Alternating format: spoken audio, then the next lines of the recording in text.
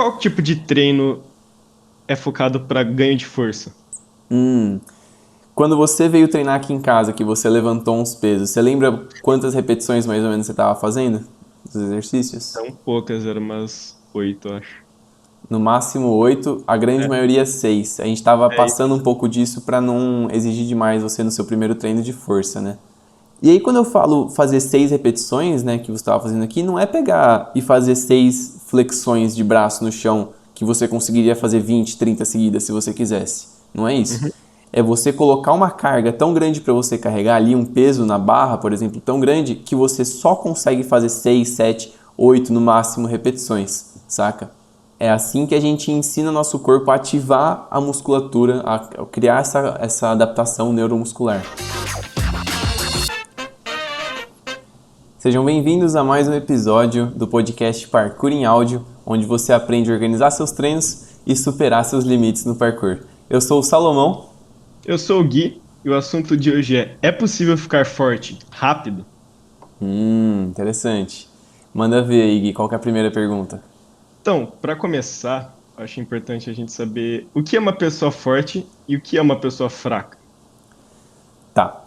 A força é a capacidade que a gente tem de superar uma outra força agindo sobre o nosso corpo, né? Então, por exemplo, se você vai saltar, tem a força da gravidade te puxando para baixo e a sua força é a capacidade de superar essa outra força da gravidade que está te segurando ali, né? A diferença no corpo de uma pessoa forte e uma pessoa fraca é a capacidade que a pessoa tem de ativar bem as fibras musculares dos músculos dela, né? Então, às vezes, uma pessoa que tem o mesmo corpo que a outra, assim, aparentemente o mesmo corpo, é muito mais forte do que a outra, né? Então, a diferença nisso está no aprendizado em usar todas aquelas fibras musculares, os tipos de fibra que ela desenvolveu no treinamento. Mas é claro que também uma maior quantidade de fibras também vai permitir que a pessoa desenvolva uma consciência ali para conseguir ativar todas aquelas fibras ao mesmo tempo. E aí, nesse caso, o tamanho do músculo acaba influenciando um pouco também, né? Sim. Então, a próxima pergunta que é importante também é qual a diferença entre força e potência? Ah, sim. Muitas vezes a galera usa vários termos como se fosse sinônimo de força, né? Às vezes fala, quero desenvolver resistência, quero desenvolver força, quero desenvolver potência, quero desenvolver impulso. E às vezes está falando só de força, ou às vezes está falando só de potência, né? Esses termos se confundem um pouco. No caso da força, ela não está tão associada à explosão, né? Movimentos rápidos. Se você consegue levantar um peso muito grande do chão, por exemplo, você tem muita força, mas não necessariamente você tem tanta potência. A potência é a capacidade que você tem de fazer essa força num curto espaço de tempo, assim, de uma vez só, sabe? E isso que faz o seu corpo acelerar num salto, por exemplo, né? Quanto mais você conseguir acelerar na saída do salto, mais longe você vai chegar, mais potência você tem, mais impulso você está colocando naquele salto. Sim. Tem gente que possui a predominância na força e tem gente que é mais potente, certo? Sim, com certeza. E Aham. como cada um afeta no seu treino de parkour? Ah, da hora, hein, Gui? Isso aí, a potência, ela tá necessariamente atribuída à força, mas existem dois, dois pesos, assim, né? A força e a velocidade. O perfil de força e velocidade de uma pessoa determina o que ela está precisando desenvolver. Então você pode fazer alguns testes com saltos, com peso e tal, tem como calcular isso. E aí você vê, você observa na pessoa o que é predominante nela. Se é mais força bruta e não tanto ativação rápida dessa força, ou Uhum. mais velocidade, que é uma ativação rápida dessa força, mas quando aí coloca forças maiores, cargas maiores para ela fazer essa força, ela não consegue fazer tão bem. Isso no parkour afeta de uma forma interessante. Digamos que você aterrize de um salto e já queira saltar em seguida. Se você não tem uma grande força para tolerar essa aterrissagem, para saltar logo em seguida, você provavelmente vai precisar desenvolver isso depois, não vai conseguir fazer esse salto muito bem, né?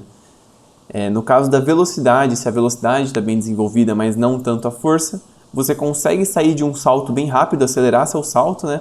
Porque isso não está exigindo tanto da sua força naquele momento. Então é legal que se tenha um certo equilíbrio, ver qual que tá em prejuízo ali para você desenvolver. É sempre bom ter esse equilíbrio, né? Uhum. você tinha falado de resistência. Aí, o que seria resistência? Tipo, ela tá interligada com a força, com a potência. E como que ela vai influenciar no seu parkour? Da hora. Dá pra separar, né? Muita gente separa, tipo, eu sou corredor de fundo, né? Que significa de longas distâncias. Eu sou corredor de, de raso, que são a 100 metros, 200 metros, 400, né? Uhum. E aí existe essa separação na nossa mente, mas existe também uma união entre os dois, né? Entre a resistência, a força, a potência, tudo isso. Quando a gente fala de resistência, a gente está falando de repetições do mesmo movimento, muitas vezes seguidas por um longo período de tempo, geralmente, né? Maratonista, por exemplo, ele tem uma resistência muscular, resistência aeróbia muito mais desenvolvida do que um corredor de 100 metros, por exemplo. Para o parkour, muitas vezes a gente busca muito mais a explosão, muito mais essa força, essa potência, ativação de curto prazo, que você não consegue tolerar por muito tempo se você ficar repetindo, do que a resistência. Para a gente não é tão interessante. Mas alguns praticantes têm se interessado mais sobre isso, e aí eles acabam treinando de uma outra maneira, que fazem eles sacrificar um pouco da potência, um pouco da força bruta, para ganhar na longa distância, né? Eles têm gravado uns vídeos aí com drone acompanhando assim longuíssimas distâncias nos Sim. percursos, né? Mas dá para você fazer isso também sem necessariamente treinar só resistência, saca? Porque quando você desenvolve força, você desenvolve a capacidade que seu músculo tem de usar a energia de forma eficiente, né? Sem exigir demais, tipo, sem você precisar fazer tanto esforço, você consegue fazer mais força. E quando isso se aplica na resistência, tem um certo benefício também, né? Então, um maratonista, por exemplo, ele também treina força, não tanto quanto ele treina a resistência, né, as longas distâncias, mas ele também vai incluir alguns treinamentos de força bruta no preparo dele, né? Legal, interessante isso. Uhum. Como que o tamanho do músculo vai afetar na potência e na força também, claro. Certo. Imagina o seguinte: o tamanho do músculo é o material bruto que você tem para trabalhar depois. Então, quando você desenvolve um tamanho de músculo durante o seu preparo, né, para depois partir para um treinamento mais específico, você consegue desenvolver mais força e desenvolver mais potência consequentemente, né, um em cima do outro. Hipertrofia, tamanho de músculo. Então você tem bastante massa bruta ali para trabalhar. Aí na força você aprende a ativar todas essas fibras que você ganhou novas ali, né? Todo esse tamanho de músculo você consegue usar ele inteiro agora. E aí na potência, em cima da força, você vai conseguir ativar tudo isso muito rápido, vai ensinar seu corpo a ativar tudo de uma vez, tudo junto, bem explosivo. Então, tipo, pro parkour, tipo, a parte de hipertrofia é importante, né? Sim, é importante, mas também tem que pensar nos extremos, né? Uma pessoa muito grande, ela vai ter dificuldade de tolerar os impactos, porque ela vai ter acrescentado, exato, ela ficou pesada. Ela vai ter acrescentado tanto Uhum. peso para ela tolerar, que na hora dos impactos isso vai se somar demais, assim, às vezes 1 quilo, 2 quilos a mais no seu corpo já dá uma quantidade muito maior quando você aterriza de uma altura. Então, novamente, existe um equilíbrio, né? Não adianta você ser gigante, que para o parkour não vai ser tão benéfico quanto poderia ser se você fosse um pouco menos grande e desenvolvesse potência em cima disso, sabe? Sim. Tem diferença no ganho de massa entre um homem treinando e uma mulher? Se a mulher fica mais com mais massa, o homem fica com mais massa? Existe uma diferença genética na facilidade de desenvolver tanto o tamanho de músculo quanto a hipertrofia, né? Quanto também a força e a potência. Os homens costumam ter uma facilidade maior para desenvolver força, potência e hipertrofia do que as mulheres, por uma diferença hormonal genética, né? Então, Uhum. sim, existe essa diferença, apesar de não ser uma diferença tão grande assim. Sim. O que são as adaptações neuromusculares? Uma adaptação muscular, ela é só estrutural, né? Uhum. Ganho fibra, é, elasticidade, etc. Uma É tipo a piramidezinha? adaptação, como é que é? É tipo a piramidezinha que a gente falou antes, nos outros episódios. Pode ser a pirâmide, né, em que a gente faz um preparo, adaptação anatômica para depois, sim, faz parte desse processo também. Uhum. A adaptação neuromuscular é quando você melhora a comunicação da sua mente com a sua musculatura. Então, como eu comentei sobre você ter a massa bruta para trabalhar em cima, você tem adaptação estrutural ali, e aí logo depois você já pode começar a fazer uma adaptação neuromuscular para ensinar seu corpo a ativar tudo aquilo. Então, quando você pensar em fazer força, o seu corpo vai entender o que ele está fazendo ali, o que ele tem que ativar.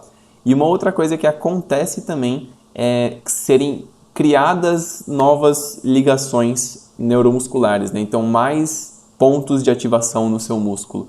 Isso acontece principalmente durante a fase de crescimento, né? Durante a juventude ali, a adolescência. Que louco, não sabia É. disso. Então, essa parte de adaptação neuromuscular, ela tem a ver com reflexo, com o seu tempo de reação, mais ou menos. Seu corpo demora para reagir a algo.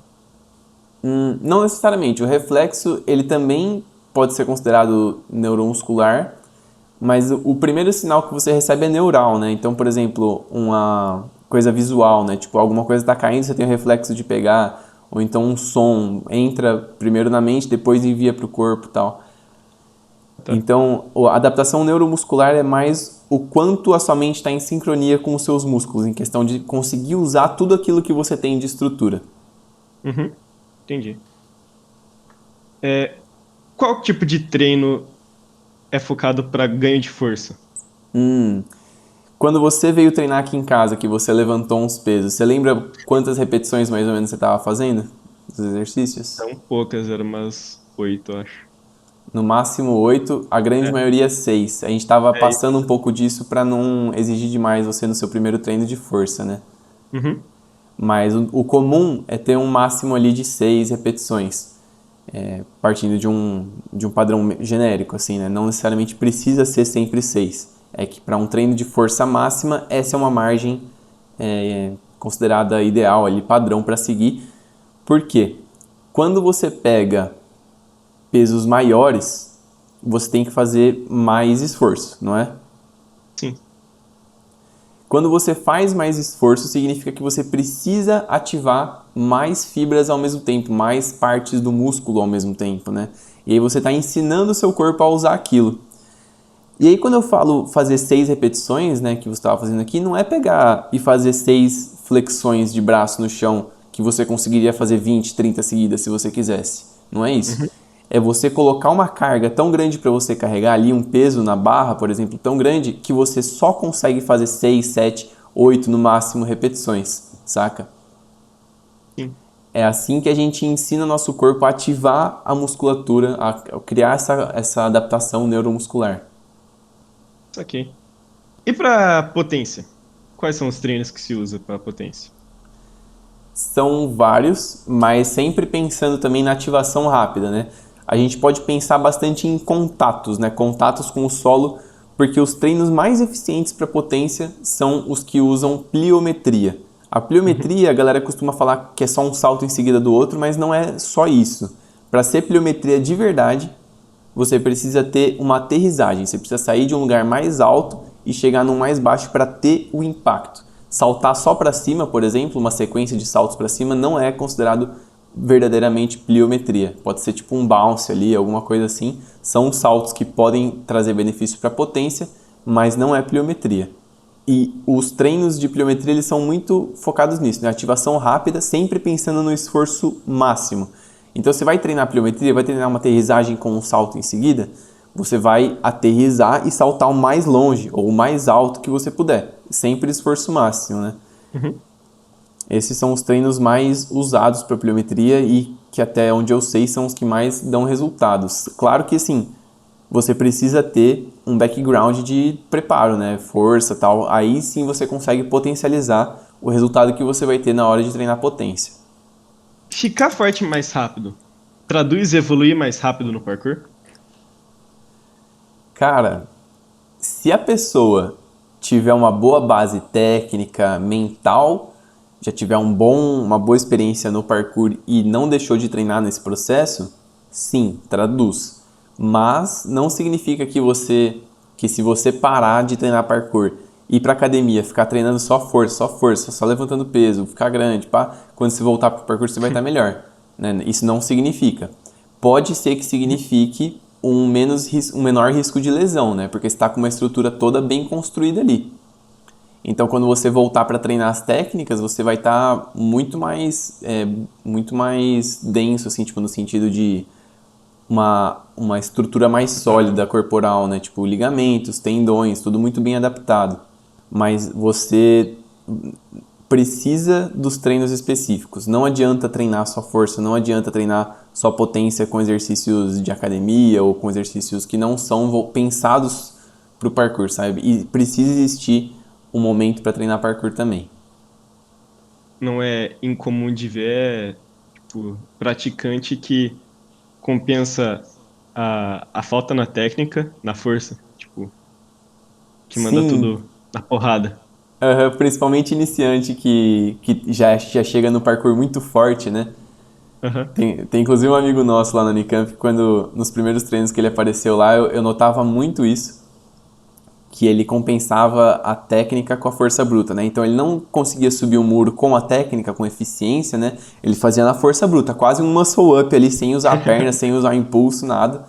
Mas fazia porque ele tinha muita força, né? Então uma pessoa que é muito forte, ela tá muito melhor no parkour do que uma pessoa que não tem muita força, mas já tem bastante técnica. Essa pessoa que é Uhum. forte, ela vai ter um desenvolvimento muito rápido comparado com a outra pessoa que começou fraca, sabe?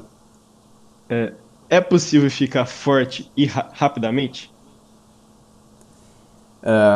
Depende, né? Existem duas maneiras de ficar forte bem rápido. Uma delas é segura e a outra não é. A maneira segura é quando você já foi forte e o seu corpo tem uma coisa que é chamada de memória muscular. Ele lembra o condicionamento físico que ele teve há um tempo atrás, né? Então, quando você volta a treinar, você recupera isso muito rápido. Por isso que os atletas de alto rendimento, quando passam pela temporada off, né, off-season, eles ficam de boa, ali não treinam muito, perdem um pouco da performance deles, mas assim que eles voltam a treinar, eles já recuperam isso muito rápido, né? Muito mais rápido do que um iniciante chegando no esporte, por exemplo, que tivesse o mesmo condicionamento que eles na off-season, mas que Uhum. tentasse ganhar tudo isso, né? Sendo que ele nunca teve aquele condicionamento antes. Sim. Essa é a única maneira segura de ficar forte rápido. A maneira insegura é você partir para treino de força máxima e só fazer isso logo de cara, sem ter um preparo de adaptação anatômica antes, sem ter um Uhum. preparo de hipertrofia antes, né, para ter adaptação dos seus ligamentos, dos seus tendões. Então, só com treinamento de força máxima, a tendência é que você desenvolva tendinites, dores articulares, sabe? Você Uhum. não vai atingir, mesmo sem ter lesões, você não vai atingir um potencial, um nível tão grande de força quanto você atingiria se tivesse feito um preparo antes, né? Porque o preparo antes ele não serve só para prevenir as lesões, ele também serve para potencializar os resultados que você vai ter assim que você entrar num novo período de treinamento que vai construir em cima daquilo que você teve de resultado no momento de preparação. Sim, é a pirâmide. É a pirâmide, né? Quem tem que estar curioso aí sobre a pirâmide. Nos outros episódios do podcast a gente explicou isso muito bem. Tem um podcast sobre lesões que a gente fala muito sobre isso. E um outro que eu vou recomendar que a gente não fala tanto sobre a pirâmide também é o podcast sobre mentalidade. Esse podcast ficou sensacional se você está buscando superar seus limites no parkour, principalmente os mentais. Esse é o podcast que eu recomendaria você ouvir. Aquele conteúdo está muito denso, muito rico, assim. Então, um conhecimento muito legal que a gente juntou aí em um episódio de podcast. Obrigado por assistirem mais um episódio desse podcast ou ouvirem mais um episódio desse podcast. Ele também está disponível em todas as plataformas, YouTube, Spotify, Apple, tudo que você quiser aí. E até o próximo episódio. Gui, valeu. Até o Nós. próximo, mano. Falou! Falou.